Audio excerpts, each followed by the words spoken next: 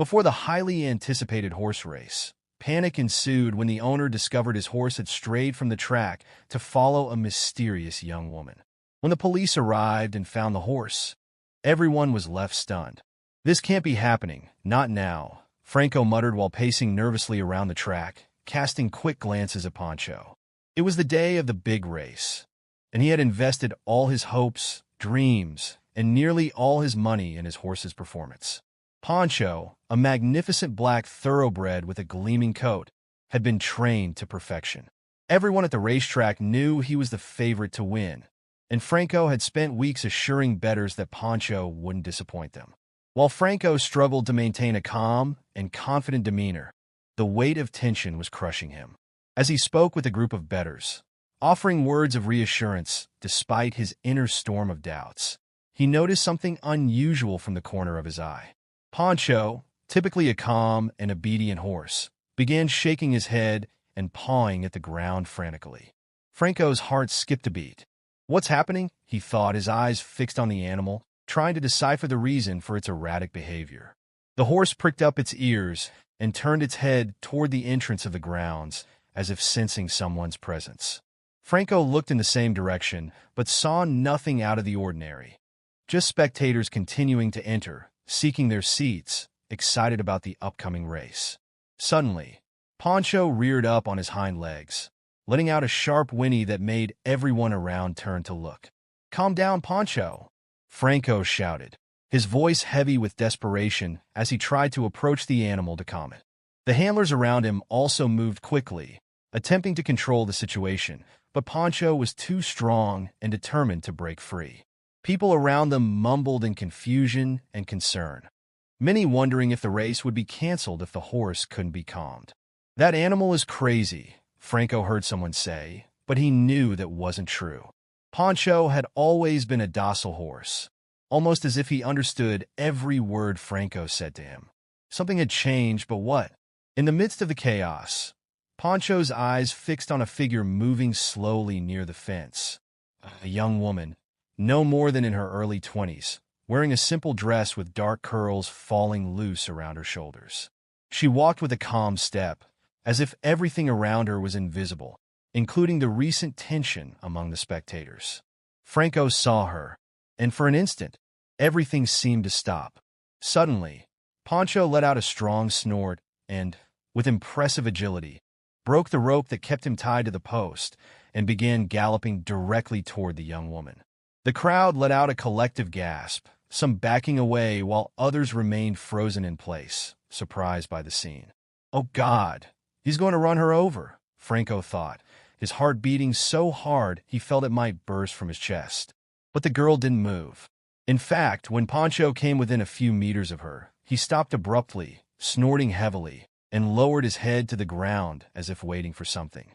The young woman extended her hand toward the horse's muzzle, stroking it gently, and Pancho stood still, as if all the nervousness he had shown before had vanished in an instant. Franco couldn't believe what he was seeing. Who is she? He wondered, unable to take his eyes off the scene. He had never seen the young woman before, but Pancho clearly recognized her, as if she were someone very important to him. The encounter between Franco, Pancho, and the mysterious young woman deepened into a tale of unexpected connections and profound revelations. When one of the handlers approached Franco, breathing heavily and red-faced from trying to contain Pancho, Franco could only shake his head in bewilderment. "I don't know, but she seems to have something to do with it," he responded. Dead, unable to take his eyes off the young woman who had now effortlessly mounted Pancho without any hesitation. "Hey, girl, get down from there," someone shouted from the stands, but she paid no attention. With a slight touch of her legs, she made Pancho turn, and before anyone could react, the two galloped toward the exit of the racetrack. The crowd stood slack-jawed, watching as Pancho and the girl disappeared beyond the gates, leaving behind only a cloud of dust. Franco remained motionless for several seconds, observing the dust cloud that Pancho and the young woman had left behind. The crowd around him continued murmuring, some letting out nervous laughter, others pulling out their phones to record what had happened, while some bettors shouted furiously, demanding explanations. But Franco heard none of it. His mind could only focus on one thing: Pancho was gone, and he had no idea where. In a sudden impulse, he pulled out his phone and, with trembling fingers, dialed the police number. "Good afternoon. I need help. My horse, my race horse, they've taken it," he said, trying to sound calm though his words came out rushed.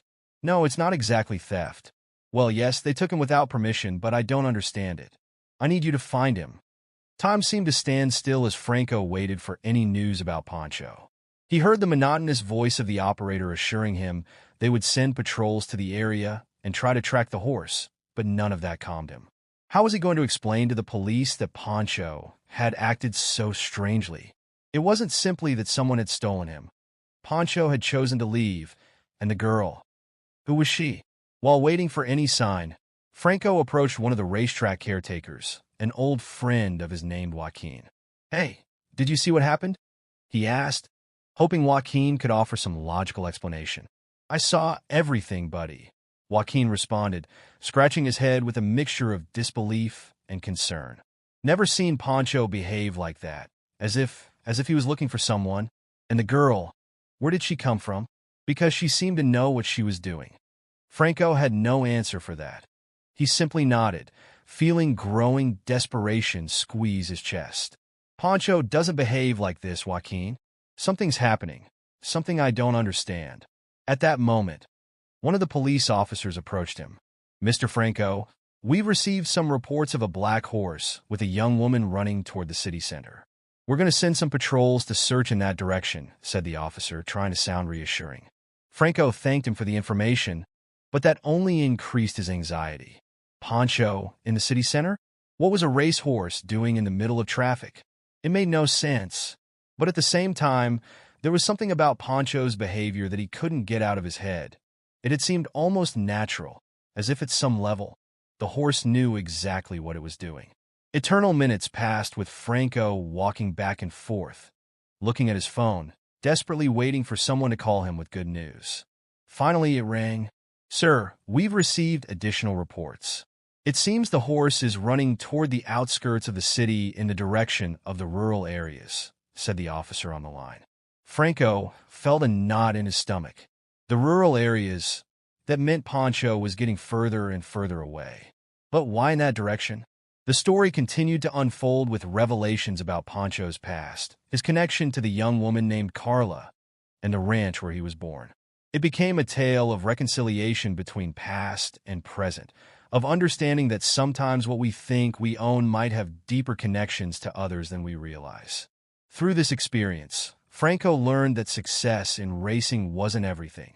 The true value lay in understanding and respecting the deep bonds that exist between beings, whether human or animal. The Resolution brought not just the return of Pancho to racing, but the integration of Carla into their lives, creating a new kind of family that balanced the horse's racing career with his emotional needs. It showed that sometimes what seems like a crisis can actually be an opportunity for growth and understanding, leading to a richer, more meaningful existence for all involved. In the weeks and months that followed, Franco, Carla, and Pancho created a new dynamic that transformed their lives in unexpected ways. The racetrack became more than just a place of competition. It evolved into a space where past and present merged harmoniously. Carla's presence brought a new dimension to Pancho's training sessions, her gentle understanding of a horse's nature complementing Franco's professional expertise. During morning workouts, Franco would often observe the subtle interplay between Carla and Pancho. She seemed to communicate with the horse through an unspoken language, a connection forged in those early days at the ranch when Pancho was just a foal. Her presence had a calming effect that made the horse perform not just with power, but with a kind of joyful enthusiasm that Franco had never seen before. The other trainers and handlers at the track initially viewed Carla with skepticism, but her natural ability with horses soon earned their respect. She brought with her traditional techniques learned at the ranch, methods passed down through generations that focused on understanding a horse's natural instincts rather than simply training them for speed. Franco found himself learning from her, discovering aspects of horsemanship he had never considered in his pursuit of racing success. As the racing season progressed, Pancho's performance reached new heights. But it wasn't just about winning anymore. There was a notable difference in the way he carried himself, a confidence that came from being truly understood and loved. The betting crowds still gathered. The odds were still calculated.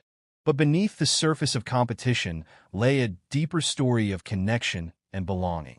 Franco began implementing changes in his training program, incorporating elements of what he learned from Carla. The rigid schedules were softened with periods of free running in open fields, allowing Pancho to reconnect with his natural instincts. Other trainers noticed the positive changes and started asking questions, leading to discussions about balancing competitive success with animal welfare. The relationship between Franco and Carla also evolved, moving from initial wariness to mutual respect and eventually to a deep friendship. They found themselves sharing stories during quiet evenings at the stables. Carla speaking of Pancho's early days at the ranch, Franco recounting the victories and challenges they'd faced on the racing circuit. These conversations often stretched into the night, accompanied by the soft sounds of horses settling in their stalls and the distant hum of the city. Their partnership led to innovative ideas about horse training and care. Franco's business acumen combined with Carla's traditional knowledge created a unique approach that attracted attention from others in the racing industry. They began offering workshops at the ranch, teaching others about their integrated method of horse training that respected both the competitive aspects of racing and the emotional well-being of the animals. The most remarkable transformation was in Pancho himself. The horse seemed to thrive in this new arrangement, drawing strength from both worlds, the excitement of racing and the grounding presence of his first friend. During races, he ran with a freedom that was beautiful to watch, as if he was no longer just competing but expressing joy through his speed and power. On weekends, they would sometimes take Pancho back to the ranch, letting him run in the open fields where he was born. These visits became a kind of ritual, a way of maintaining balance between his racing life and his natural instincts.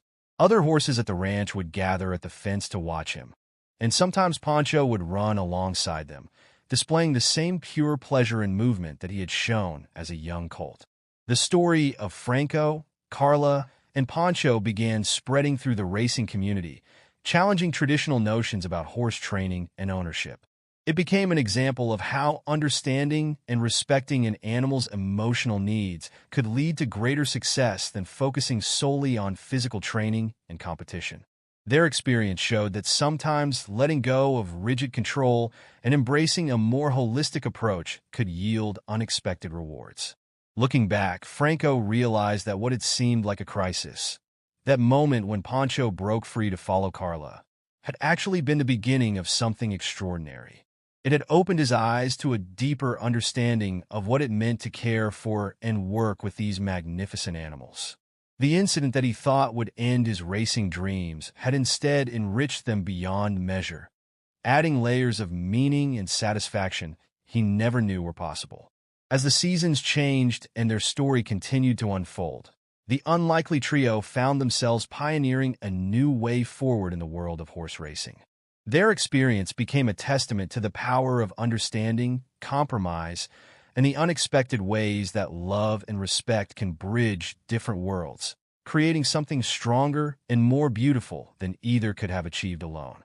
Their innovative approach to horse racing began attracting attention from across the country. Other owners and trainers would visit the track, observing the unique dynamic between Franco, Carla, and Pancho. They witnessed training sessions where traditional racing drills were seamlessly integrated with natural horsemanship techniques, creating a balanced program that produced remarkable results. The media caught wind of their story, and soon journalists were requesting interviews, fascinated by the tale of the horse who chose his own destiny and the people who learned to listen. Franco found himself speaking at equestrian conferences, sharing how his perspective on success had transformed. He no longer measured achievement solely by wins and purse money, but by the overall well-being and happiness of his horse. Carla's role evolved beyond her initial connection with Pancho. She began working with other horses at the track, particularly those showing signs of stress or anxiety. Her gentle approach and deep understanding of horse psychology helped numerous animals overcome their challenges. Trainers who had initially dismissed her ranch methods as too soft for competitive racing began seeking her advice. The ranch itself underwent a transformation, becoming a sanctuary where racing horses could take breaks between competitions. Franco and Carla established a program where high-strung thoroughbreds could spend time in a more natural environment, running free in the fields and rediscovering their innate horse nature.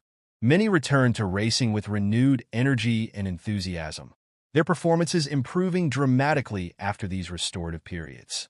Their success inspired a movement within the racing community, challenging long-held beliefs about horse training and management. Young trainers, in particular, were drawn to their methods, eager to learn how to balance competitive goals with compassionate care. Franco and Carla began offering mentorship programs, sharing their experience and wisdom with the next generation of horse people. Pancho's race results continued to impress, but what truly set him apart was his evident joy in running. Spectators would comment on how different he looked compared to other horses. There was a lightness in his stride, a sparkle in his eye that spoke of true contentment. He became known not just as a fast horse, but as an example of what was possible when an animal's physical and emotional needs were equally valued. The relationship between Franco and Carla deepened as they worked together, their initial awkwardness giving way to a comfortable partnership built on shared values and mutual respect. They found themselves finishing each other's sentences during training sessions, instinctively understanding what the other was thinking without need for words. Their different backgrounds and experiences complemented each other perfectly, creating a harmony that benefited not just Pancho, but every horse they worked with. Winter evenings at the track took on a special quality, with Franco, Carla, and a small group of dedicated staff gathering in the tack room after training hours. They would share stories and ideas over cups of hot coffee, discussing ways to further improve their program. These informal meetings often led to breakthroughs in their training methods, as different perspectives combined to create new insights. The impact of their work extended beyond the racetrack. Animal welfare organizations took notice of their methods, citing them as an example of how competitive sports could coexist with animal well-being. Their story became a case study in veterinary schools, demonstrating the importance of considering an animal's emotional state alongside their physical condition. As their reputation grew, Franco and Carla were invited to consult at other racing stables across the country. They traveled together, sharing their knowledge while continuing to learn from each experience. Each trip reinforced their conviction that their approach was not just a lucky accident with one special horse, but a viable model that could transform the entire industry. Spring brought new challenges and opportunities, with a fresh crop of young horses arriving at the track. Franco and Carla worked together to assess each animal, taking time to understand their individual personalities and needs. They knew that every horse, like Pancho, had their own story, their own way of viewing the world, and deserved to be treated as an individual rather than just another racing prospect. The legacy of their unexpected partnership continued to grow, touching more lives than they could have imagined. What had begun as a dramatic moment of crisis, a horse breaking free to follow a mysterious woman, had evolved into a movement that was gradually changing the face of horse racing. Their story proved that sometimes the most profound changes come not from fighting against the unexpected, but from embracing it and allowing it to lead you down new paths. In quiet moments, watching Pancho graze peacefully in the paddock, Franco would reflect on how far they had come. The nervous tension that had once dominated his relationship with his horse had been replaced by a deep trust and understanding. He had learned that true success came not from controlling every aspect of life, but from being willing to adapt and grow when life presented unexpected opportunities. As Franco and Carla's influence spread through the racing world, they began organizing regular workshops that brought together traditional horsemanship and modern racing techniques. These sessions attracted participants from across the globe, each bringing their own perspectives and experiences to share. The workshops became known as the Pancho Method, named after the horse who had inadvertently sparked this revolution in horse training. During these workshops, participants would witness firsthand the special bond between Pancho and his two caregivers. They would observe how the horse responded differently to each of them, showing the athletic precision Franco had instilled through training, while also displaying the natural, free-spirited behavior that emerged in Carla's presence. This duality became a powerful teaching tool, demonstrating how horses could maintain their essential nature while excelling in competitive environments. The Ranch transformed into an educational center, with new facilities being added to accommodate the growing interest in their methods. They built observation areas where visitors could safely watch the horses interact in natural settings, and classroom spaces where theoretical aspects of their approach could be discussed. The original buildings were preserved, maintaining the authentic ranch atmosphere that had been so crucial to Pancho's early development. Their impact extended beyond just training methods. Their story began influencing how racing stables were designed, with more emphasis placed on creating environments that allowed horses to express natural behaviors. Traditional stable rows were modified to include social spaces where horses could see and interact with each other. Paddocks were enlarged and enriched with natural features that encouraged exploration and play. Professional veterinarians started documenting the health benefits of their integrated approach. Horses under their care showed lower stress levels, fewer behavioral problems, and better recovery times after races. These findings led to publications in veterinary journals, providing scientific validation for what Franco and Carla had discovered through experience and intuition. As their reputation grew, they received an unexpected invitation to consult on the development of a new racing facility in Dubai. The project offered an opportunity to implement their philosophy from the ground up, designing a facility that would balance the demands of world-class racing with the natural needs of the horses. Franco and Carla spent months working with architects and engineers, ensuring that every aspect of the design supported their holistic approach to horse care. The success of their methods began attracting attention from other animal-related sports and industries. Representatives from show jumping, dressage, and even rodeo communities began visiting the ranch, seeking to understand how they might adapt these principles to their own disciplines. Each interaction brought new insights and challenges, pushing Franco and Carla to further refine and expand their approach. Their partnership continued to deepen through these experiences.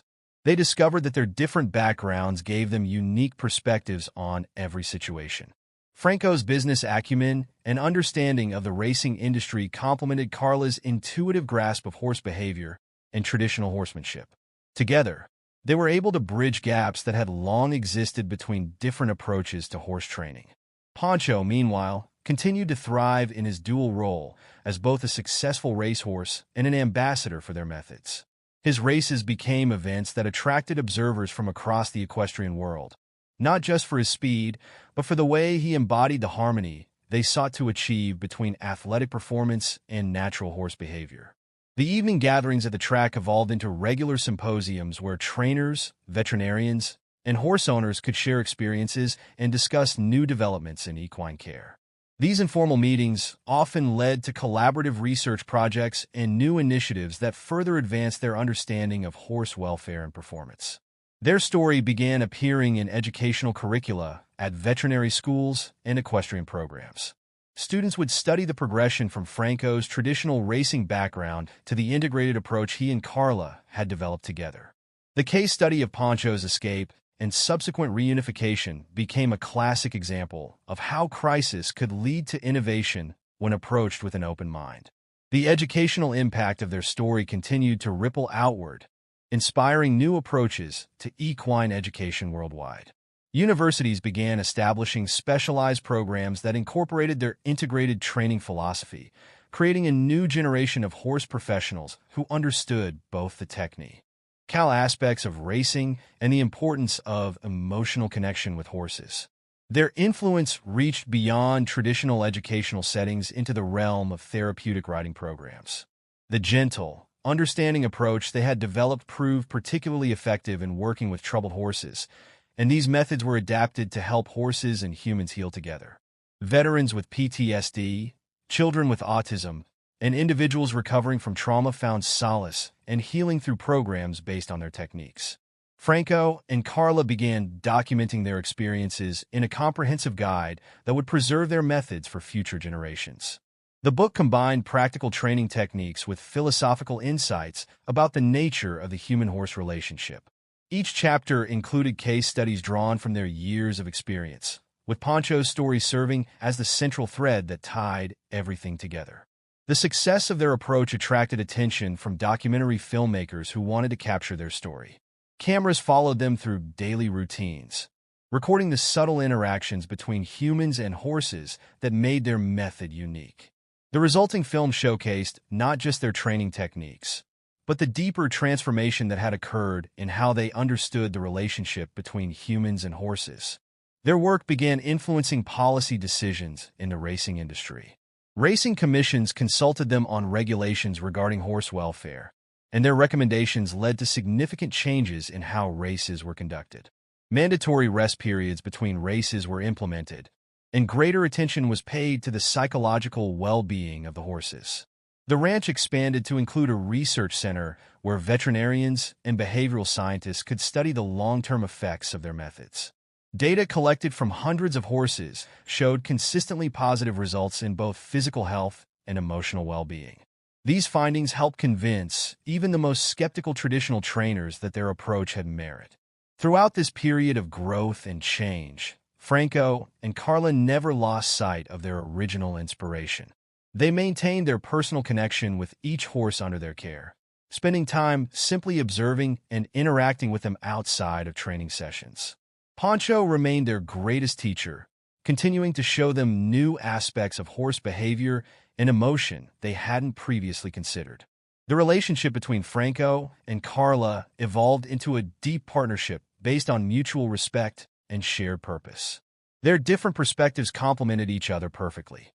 Franco's practical racing experience balanced by Carla's intuitive understanding of horse psychology.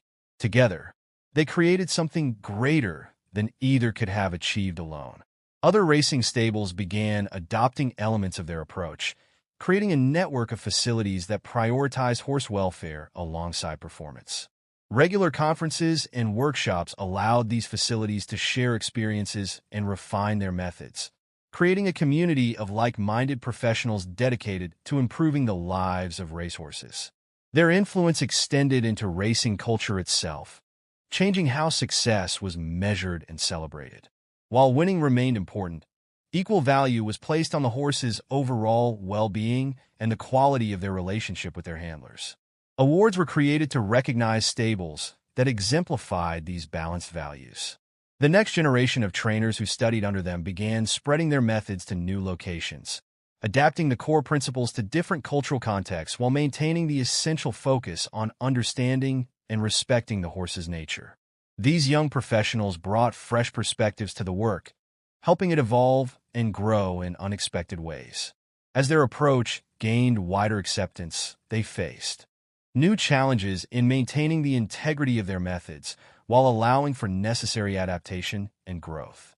They established certification programs to ensure that those claiming to use their methods truly understood and respected the underlying principles. This helped preserve the quality of their approach while allowing it to reach more horses and handlers.